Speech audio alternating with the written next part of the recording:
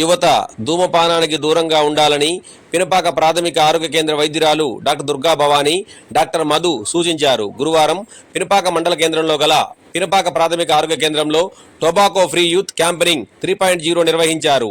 ఈ సందర్భంగా ముందుగా టొబాకో నష్టాల వల్ల ప్రతిజ్ఞ చేయించారు. అనంతరం టొబాకో వాడటం వల్ల వచ్చే నష్టాలను వివరించారు. క్యాన్సర్ కారణం అవుతుందని, కావున ధూమపానానికి యువత దూరంగా ఉండాలని పలు సూచనలు, సలహాలు చేశారు. ఈ కార్యక్రమంలో ప్రాథమిక ఆరోగ్య కేంద్ర సిబ్బంది, ఆశాలు తదితరులు పాల్గొన్నారు.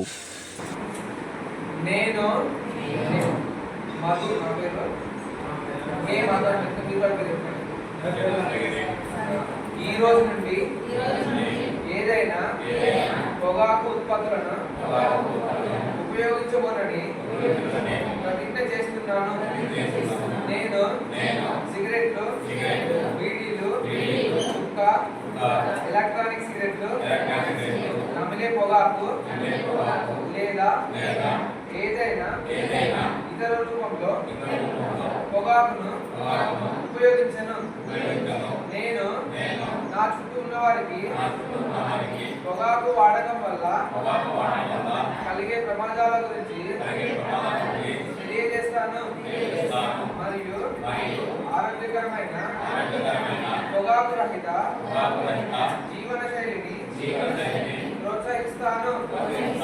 ఇతరులు పొగాకును మానేయాలని ప్రయత్నిస్తున్నప్పుడు నేను వారికి మద్దతు ఇస్తాను మరియు వారికి ప్రోత్సాహాన్ని అందిస్తాను. రెండవ చేతి పొగ నా ఆరోగ్యానికి హాని కలిగిస్తుందని నాకు తెలుసు. కాబట్టి దాని నుండి దూరంగా ఉండటానికి నా వంతు కృషి చేస్తున్నాను.